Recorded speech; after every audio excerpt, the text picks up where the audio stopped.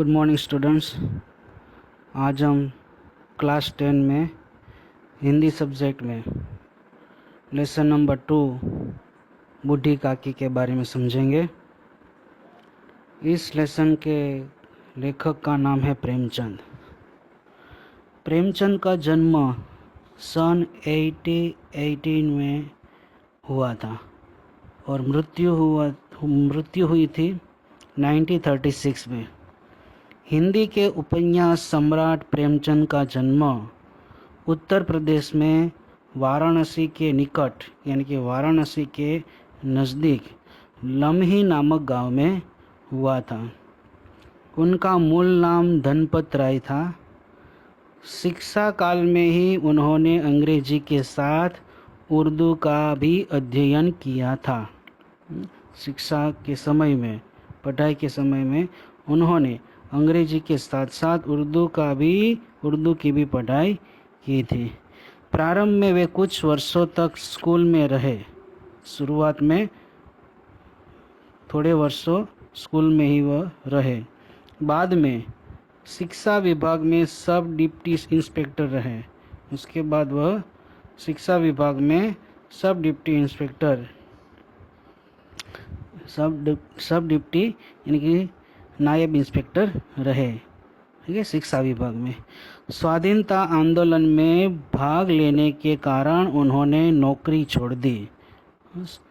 स्वाधीनता आंदोलन में यानी कि देश के आंदोलन में, भारत को आज़ादी दिलाने के आंदोलन में उन्होंने उसमें भाग लेने के कारण उन्होंने नौकरी छोड़ दी और वे स्वतंत्र लेखन की ओर मुड़े।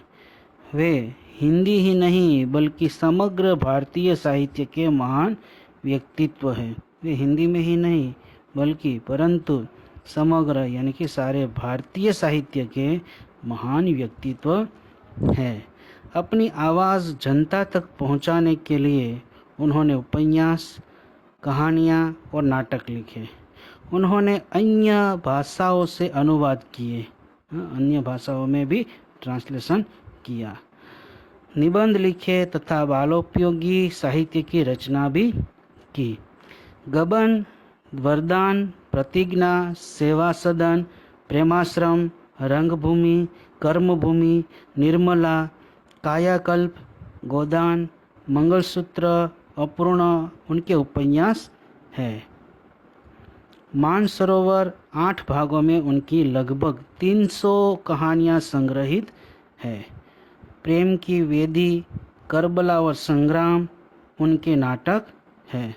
कुछ विचार, कलम और तलवार और त्याग आदि उनके निबंध संकलन है।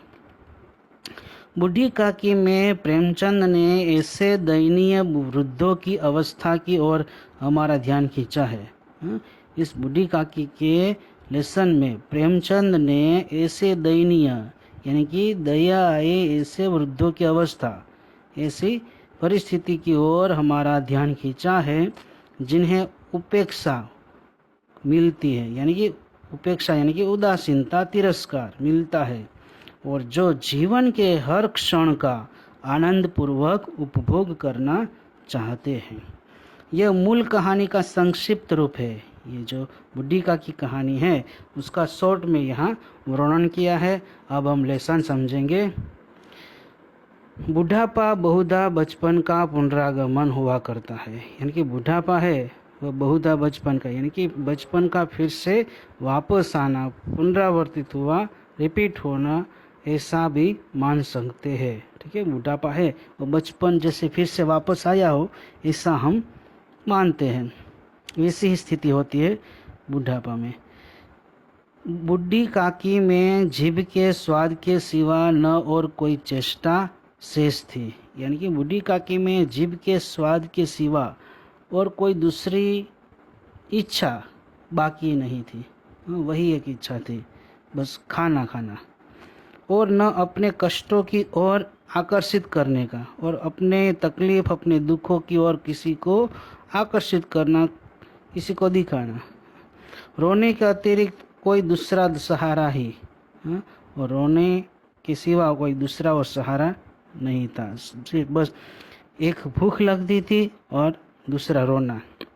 समस्त इंद्रियां, हाथ और पैर जवाब दे चुके थे, यानी कि सभी इंद्रियां, जितने भी हमारे शरीर, उस बूढ़ी काकी के जो शरीर की इंद्रियां थी सभी जवाब दे चुके थे, यानी कि वो काम नहीं कर पाती थी।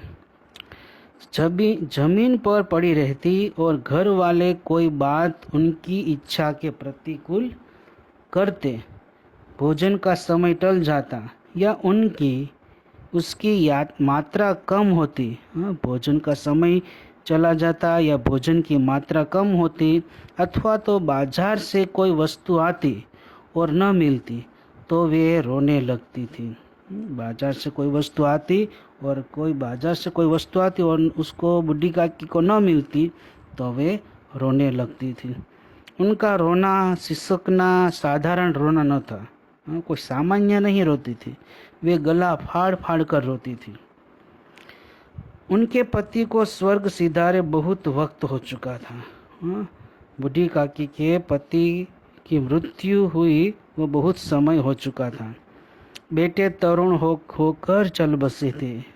बेटे सभी बूढ़ी काकी के जो बेटे थे खुद के, वह भी जवान होकर मर गए थे। अब एक भतीजे के सिवाय और कोई न था। एक भतीजा ही था, उसके सिवा और कोई उसके परिवार में नहीं था। उसी भतीजे के नाम उन्होंने अपनी सारी संपत्ति, सारी प्रॉपर्टी लिख दी। बुद्धिराम ने सारी संपत्ति लिखाते समय खूब लंबे चौड़े वादे किए, खूब बड़े बड़े वादे किए थे सारी प्रॉपर्टी लिखाते समय, किंतु वे सब वादे केवल कुल्ली डिपो के दलालों के लिए दिखाए हुए सब्जबाग थे, यानी कि वह सिर्फ झूठे सपने थे, झूठे सपने, झूठा वचन था। उस संपत्ति की वार्षिक आय कम न थी। उसकी संपत्ति जो थी बूढ़ी काकी की प्रॉपर्टी, उसकी वार्षिक इनकम कम न थी, बहुत ज़्यादा थी। तथापि बूढ़ी काकी को पेट भर भोजन भी कठिनाई से मिलता था। फिर भी इतनी इनकम होते हुए भी बूढ़ी काकी को पेट भर खाना भी बहुत मुश्किल से मिलता था। लड़कों का बूढ़ों से स्वाभाविक विद्वेष होता ही है। लड़कों का बूढ़ों से, वृद्धों से स्वाभाविक विद्वेष, यानी कि उससे साथ थोड़ी नफरत होती है। और फिर जब माता पिता का यह रंग देखते तो वे बूढ़ी काकी को और सताया करते। जब माता पिता का यह रंग देखते तो बूढ़ी काकी को और सताया करते थे, यानी कि बूढ़ी काकी का जो भतीजा था उसके बच्चे थे, वह अपने पिताजी और मम्मी का जो स्वभाव देखते थे बूढ़ी काकी के प्रत्यय, तो वह स्वभाव को देखकर उसके बच्चे भी उसको चिढ़ाया करते थे। कोई चुटकी काट कर भागता, कोई उन पर पानी कुल्ली कर देता था।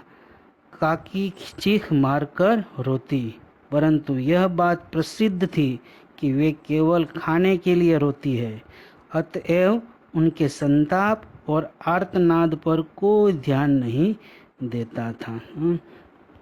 ये बात तो बहुत प्रसिद्ध थी कि वह केवल खाने के लिए रोती है, अतएव उनके संताप यानी कि मानसिक कष्ट और आर्तनाद यानी कि दुख पर कोई ध्यान नहीं देता था। संपूर्ण परिवार में यदि काकी से किसी का अनुराग था यानी कि प्रेम था, तो वह बुद्धिराम की छोटी लड़की लाडली थी। वही एक बूढ़ी काकी से प्रेम करती थी। लाडली अपने दोनों भाइयों के डर से अपने हिस्से की मिठाई या चबेना बूढ़ी काकी से पास बैठकर खाया करती थी। चबेना यानी कि जो एक भुना हुआ अनाज होता है उसको चबाकर खाया जाता है, उसको कहते हैं चबेना। यही उसका रक्षागार था, वही उसकी रक्षा करने वाला था। एक लाडली ही बूढ़ी काकी के रक्षा करती थी। और यद्यपि काकी की शरण उनकी लोलुपता के कारण महंगी पड़ती थी, यद्यपि काकी की शरण उसकी लोभ के कारण, लोलुपता यानी लोभ के कारण महंगी पड़ती थी। तथापि भाइयों के अन्याय की तुलना में कहीं सुलभ थी। तथापि भाइयों के अन्याय की तुलना में यानी कि कंपेयर में कहीं सुलभ थी यानी कि सहज में प्राप्त होना, सुलभ यानी। इस स्वार्थनुकूलता ने उन दोनों में सहानुभूति का आरोपण कर दिया था। इस स्वार्थनुकूलता ने उन दोनों में सहानुभूति का आरोपण कर दिया था। सहानुभूति यानी कि किसी को कष्ट में देखकर उससे देखी होने का भाव, उसको कहते हैं। और आरोपण यानी दोष लगाना। तो स्वार्थ अनुकूलता उन दोनों में सहानुभूति का आरोपण कर दिया था। रात का समय था, बुद्धिराम के द्वार पर शहनाई बज रही थी और गांव के बच्चों का झुंड विस्मयपूर्ण नेत्रों से गाने का रसास्वादन कर रहा था।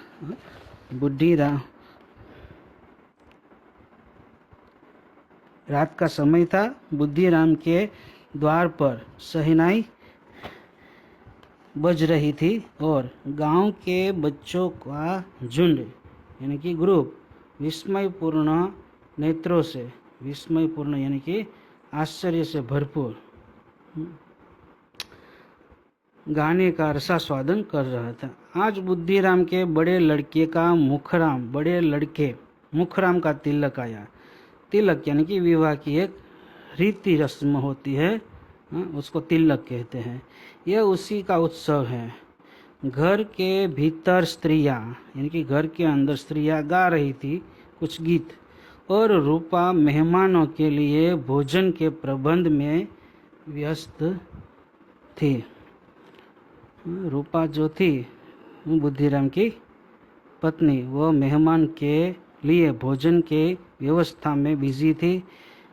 भट्टियों पर कड़ा चढ़े थे, यानी कि चूल्हे पर बड़े बड़े कढ़ाई चढ़ी थी। एक में पूड़ियाँ कचौड़ियाँ निकल रही थी, एक बड़े पतीले में मसालेदार सब्जी पक रही थी। घी और मसालों की सुगंध चारों ओर फैली हुई थी। बूढ़ी काकी अपनी कोठरी में बैठी हुई थी। यह सुगंध उन्हें बेचैन कर रही थी। बूढ़ी काकी जो थी वो अपनी कोठरी में बैठी हुई थी और यह सुगंध उन्हें बेचैन कर रही थी, कंफ्यूज कर रही थी। उसको खाना खाने का मन हो रहा था।